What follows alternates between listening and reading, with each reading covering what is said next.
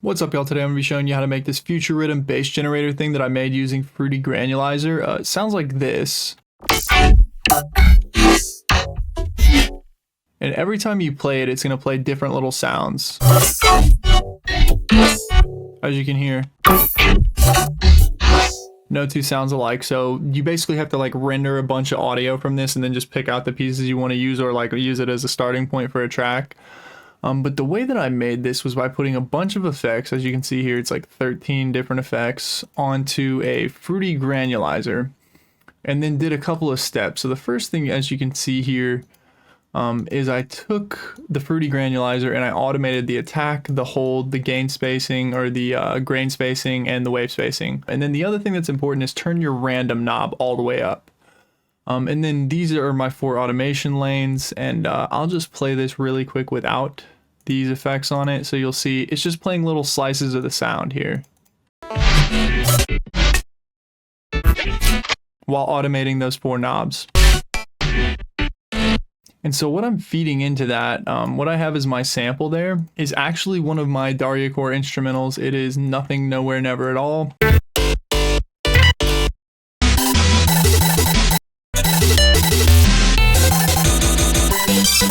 So a bunch of different stuff going on in there. And what the Fruity Granulizer is doing is basically it's like playing one of the grain slices and then jumping to a new spot, playing a new one, playing the slice, jumping, playing the slice, jumping, while also like the attack time is changing, the hold time's changing, the gain, the grain, what is this called? Grain spacing is changing, which kind of doesn't, well, yeah, it does matter. It's just the space between the grains. But you can do this with like any melodic sample that you have, as long as you put a bunch of processing on it, you'll get bass stuff out of it. But I tend to put my Dariacore instrumentals into it, which are like my Dariacore tracks without any drums, without any post effects, without any of that stuff. So just find a sample that you think is going to work.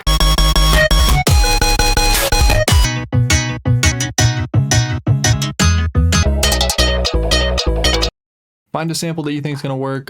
If you don't have one of these, like with a bunch of different tones in it, what you can do is take like 5 different melodic loops, pitch them all to be the same key, and then put them into, like, consolidate the file into one file. It'll probably take 10 minutes to do, but just give that a shot. Make sure they're all in the same key though. So then the next thing that I did was sent this through a bunch of post effects. So let me start showing those. I'll turn all of my effects back on. And then we'll kind of run down the chains here and just show what we have going on. Whoops. So we start with this. You can think of that as like our raw input there. Then I put a hyper chorus on it. So basically, and if you turn, let me turn the chorus off.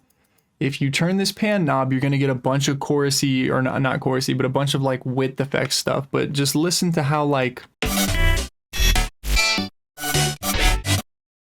it's playing in the different ears a lot, and so you'll end up having like sub in one ear and not in the other. So the thing that you can do for that is like solo your low band, like have one low band that's like this that you mono, right? And then have another mixer track. So send it into one mixer track, split it into 2 mixer tracks.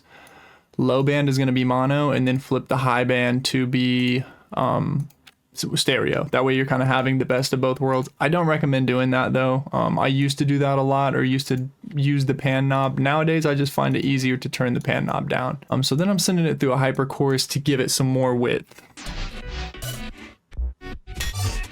And then the next thing that I'm doing is putting it through an OTT and really pushing the gain. So all these bands are as high as they go. Well, that one wasn't, but it was damn close to.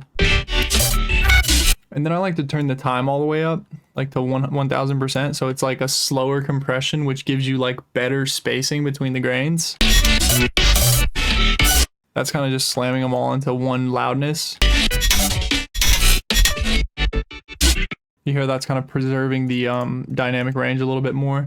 Then this is the next thing of the first 3 things. So I'd say like this is kind of a multi-step process. The first thing I do is get a nice punchy, loud, full signal, and then send it into a volume shaper. So that's my first thing that I'm doing. These first 3 effects are making it loud, making it stereo, making it big. I'm making it bigger first. So then I send it through this Pro Q3, which is being automated by this automation right here. I'll make it kind of big and make these smaller so you can just see that. And so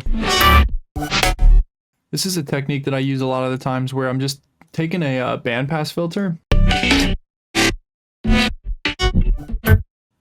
and sending it through this automation curve right here. Now you don't even have to really design one of these. You can just go into here, use the sequence creator. I'll reset this, do this, and then like make yourself a sequence here. So I might like get rid of those two, extend this one out, and do this one a little longer too.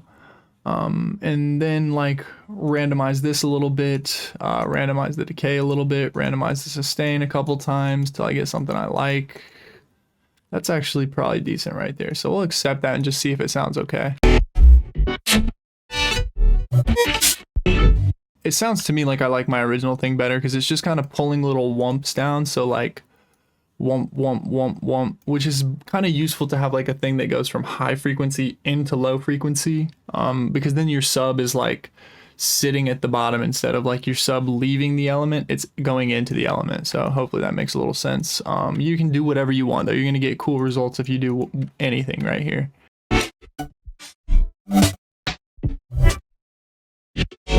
So then I'm sending it into that volume shaper. Hopefully y'all know what that does. Disperser, you don't even really have to have this. If you don't have disperser, I'll go ahead and replace this with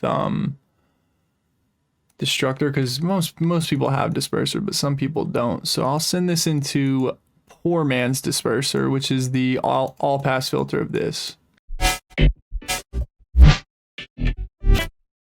Hopefully that doesn't fuck up my sound too much.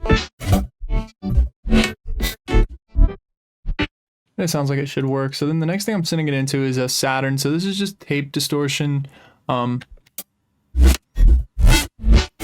as you can see, I kind of sloped the bands upward. That was just kind of to taste, right? So you can just do a distortion, any distortion with a one of these type curves on the input, right? So you want to do like this on the input if you're doing it exactly like mine. And don't copy this exactly. You're not going to get the same result. You're not doing the same input. So just do whatever next effects sound good. So these were kind of just like polishing effects for my volume shaper level. Then we have a multiband delay here.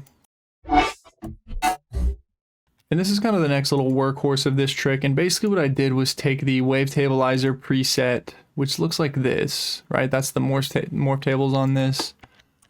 And then I took the morph band and did another random this one's like a truly random articulation here. So I took this, randomized it, made it a certain length, randomized it. I might change the multiplier and then double the length on it. Whoops, not that long though. There we go, that long. Then randomize it a couple times. And so what this is doing is, since these are morphing and the keep pitch is on, as you can see, when the keep pitch is not on, it changes the pitch when the morphs happen. But I wanted to keep it the same pitch, so I have that on, and you can adjust your smoothing time there if you need to. So then I have that I'm sending into two compressors. First, like a super heavy, this is like a super heavy single band compressor. There's no real reason that I did that. I just wanted to compress it. And then I sent it into an OTT with the opposite effect. So like really short time and just a little bit of gain added to these. Then I sent it through a V clip, so that was gonna add distortion to it.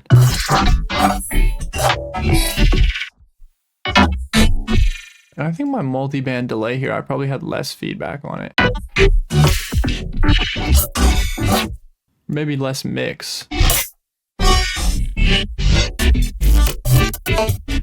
I'll load the project back and have it kind of back how I had it, but that's basically the process so far. So then I did the thing that I talked about earlier, which is cutting the side lows. So I'm taking the low frequencies off the side stereo information off of the low frequencies here. That sounds good to my ear. And then heavy upwards compression into a limiter. So what this means is I'm taking, if there was no compression on this,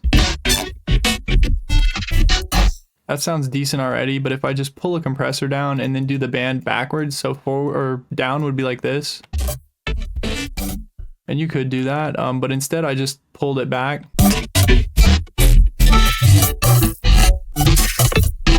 Which kind of helps those little like grainy tails stand out more. And then lastly, I sent this into another clipper.